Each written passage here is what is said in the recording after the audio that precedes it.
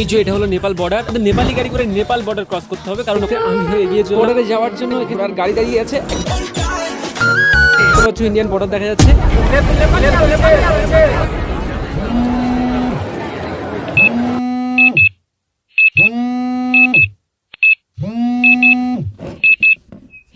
হ্যাঁ, আমি অনিমেষ। প্রতিদিনের মতো আজকের সকালটাও সুন্দরভাবে সেজে উঠলো আমার এই অ্যালার্মের সাথে।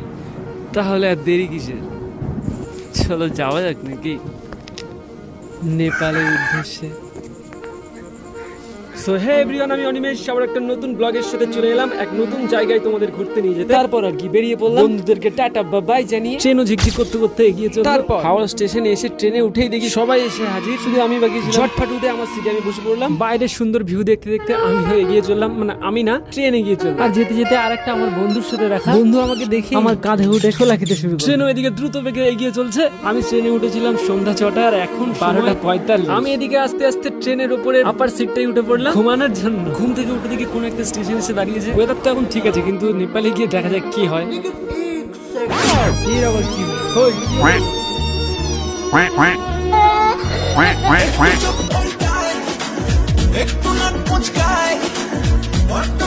যাই হোক, সবাইকে ভেরি ভেরি গুড মর্নিং। আমি অনিমেষ। আজকে নেপালে কি কি হয় চলো সবার সাথে শেয়ার। আমাদের ট্রেন এসে দাঁড়িয়েছে জয়নগর স্টেশনে। এখান থেকে আমরা নেপাল বর্ডারে যাব। ভাবলাম ওয়েদারটা একটু খারাপ থাকবে, বৃষ্টি হবে, বৃষ্টির সম্মুখীন হতে হবে, কিন্তু না, এদিকে চোখে রোদ উঠে আছে। তারপর আর কি আমাদের ডান্সের কস্টিউম নিয়ে আবার এগিয়ে চললাম।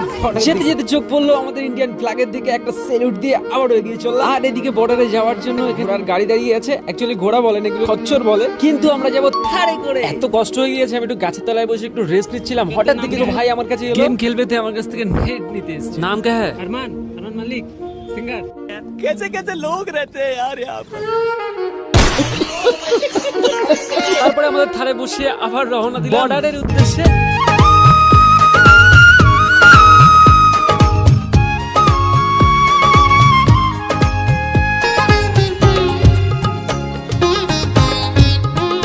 এদিকে গোপাল দাদা কিছু এটিএম থেকে টাকা তুলে নিল, কারণ নেপাল বর্ডার ক্রস করলে আর কিছু। তারপরে আমরা ইতিমধ্যে বর্ডারের কাছাকাছি চলে। এই যে এটা হলো নেপাল বর্ডার। আর এখন আমাদের নেপালি গাড়ি করে নেপাল বর্ডার ক্রস করতে হবে, কারণ ওখানে ইন্ডিয়ান গাড়ি অ্যালাউ নেই। এটা হলো সেই জায়গা যেখানে নেপাল আর ইন্ডিয়ান বর্ডার, যে ওই যে দেখতে পাচ্ছ নেম প্লেট।